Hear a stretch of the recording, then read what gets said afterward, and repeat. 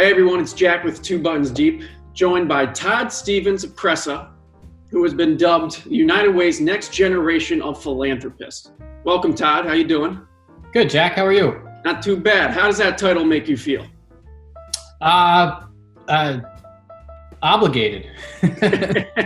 Well, I'm honored, though, to be included in the group, especially with all the folks that I know who are doing this. So, absolutely. How did you get into giving? What inspired you?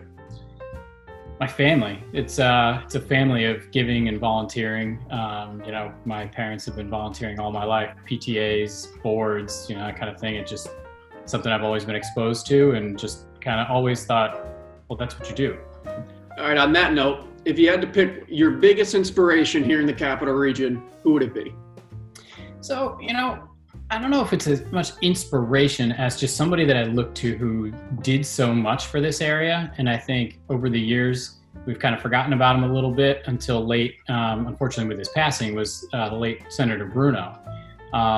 Came from humble beginnings in Glens Falls, grew up in an apartment with no running hot water, dedicated his entire adult life to public service, right? He's a Korean War vet, state senator, was the majority leader for almost 15 years. And, being from here in that position, championed so many, economic development projects for this area, and was able to direct so many funds, to upstate New York when they otherwise weren't. And I think he was able to accomplish so much. Other people can do even, a sliver of that. We'll be better off. So he's done a lot to help the Capital Region. And let's look 10 years down the road from here on out. What do you hope to see the Capital Region look like? Well, I hope we're not still looking at 787 in its current form. Yep. I think we all know that was a mistake, but we can't get out of our way to figure out a way to overcome it. And I think if you look around at some of the things that are happening now, I use that as a metaphor, right? We're doing things a little bit differently than they were. I mean, look at where you're sitting right now in the NIC. That building sat the way that it was for decades, right? And now it took a new vision, a new take on how to do something with that building and others. And I think if we can continue some of that thinking, we've got some momentum that way. And if we can not just say, well, it's always been that way, if we can look at things a little bit differently, have a little bit different vision, then we can overcome some of the things that have been our stumbling blocks for a while. What do you hope your legacy will be? So, I used to think that, legacy was like having thousands of people at your funeral, right? But I think I was recently reminded that,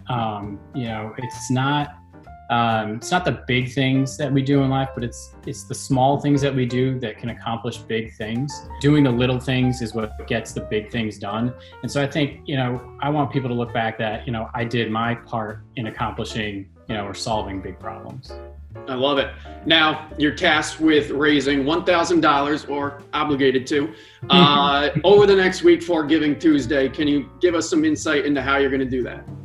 Well, so, obviously over, social media platforms and through my personal and professional networks, I just want to, give people a view of, the volunteering I've done in my life, and, maybe give them a little taste of things they might not know about me, and hopefully inspire them to support this cause, because the United Way does so many things, across the board.